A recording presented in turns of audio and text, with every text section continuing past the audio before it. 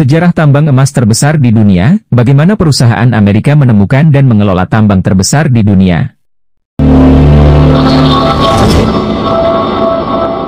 PT ini Freeport adalah salah satu perusahaan pertambangan terkemuka di dunia yang beraktivitas di Papua, Indonesia.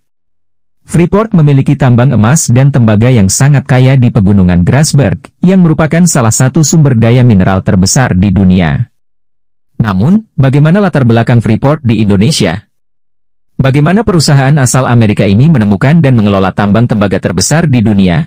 Latar belakang Freeport di Indonesia bermula dari penemuan sumber daya alam berupa tambang emas dan tembaga oleh orang asing. Tambang emas dan tembaga Papua ditemukan melalui penjelajah orang asing di Papua, yaitu Jean-Jacques Dozy, seorang kepala ahli geologi minyak dan bumi. Dozy kemudian menemukan bagian dari pegunungan yang dinamai Ertsberg yang mengandung biji dalam jumlah sangat besar sehingga tidak ada batuan lain di sana kecuali berupa biji. 2 kilometer dari situ, Dozy dan kawan-kawannya menemukan Gerstberg yang digambarkan sebagai tempat penyimpanan emas terbesar di dunia. Contoh batuan yang dibawa Dozy kemudian dianalisa dan dibuat laporannya yang diterbitkan pada jurnal Geologi Leiden pada 1939. Laporan ekspedisi Dozy dan teman-temannya kemudian tertimbun karena terjadi Perang Dunia Kedua. Laporan tersebut didapatkan oleh perusahaan tambang asal Amerika, yaitu Freeport Sulphur. Pada tahun 1959 terjadi pertemuan antara Forbes Wilson, Direktur Eksplorasi Freeport Sulphur Company dan Jan van Guysen, Manajer Direktur Oostmaatschappiij yang memberikan informasi mengenai laporan Dozy tersebut. Oostmaatschappiij yaitu perusahaan Belanda yang menambang batu bara di Kalimantan Timur dan Sulawesi Tenggara. Pertemuan tersebut menghasilkan ekspedisi Freeport ke Ertsberg. Penjelajahan yang dipimpin oleh Wilson tersebut menghasilkan penemuan berupa perkiraan cadangan 33 juta ton biji besi dan 2,5% kandungan tembaga. Pada tahun 1967, Freeport menandatangani kontrak karya pertama dengan pemerintah Indonesia untuk jangka waktu 30 tahun setelah beroperasi. Pada tahun 1972, Freeport memulai produksi penambangan dan pengolahan biji. Pengapalan konsentrat dilakukan pada tahun berikutnya. Pada tahun 1988, Freeport menemukan cadangan Grasberg, yang merupakan tambang tembaga terbesar di dunia dengan kandungan emas yang tinggi.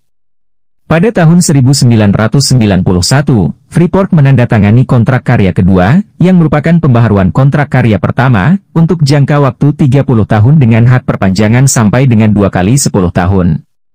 Freeport juga melakukan berbagai investasi dan program pengembangan di Papua, seperti pembangunan kota Kuala Kencana di dataran rendah sebagai fasilitas pendukung operasi produksi penambangan pada tahun 1995.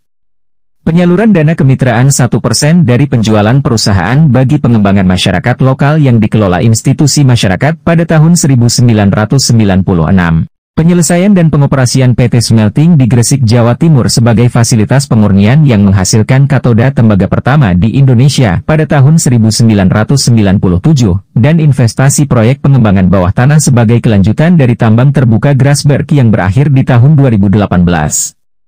Pada tahun 2018, Freeport menandatangani izin usaha pertambangan khusus yang merupakan perubahan bentuk dan perpanjangan usaha pertambangan sampai dengan 2041. Pada tahun yang sama, 51,24% saham perusahaan dimiliki oleh pihak nasional Indonesia. Freeport juga memulai pembangunan tambahan fasilitas pemurnian tembaga dan fasilitas pemurnian logam berharga. Itulah latar belakang Freeport, bagaimana perusahaan Amerika menemukan dan mengelola tambang tembaga terbesar di dunia di Papua, Indonesia. Freeport telah berkontribusi besar bagi perekonomian dan pembangunan Indonesia, namun juga menghadapi berbagai tantangan dan kontroversi sepanjang latar belakangnya. Freeport tetap berkomitmen untuk menjalankan operasi pertambangan yang bertanggung jawab, berkelanjutan, dan bermanfaat bagi semua pihak. Nantikan berita selanjutnya hanya di World News.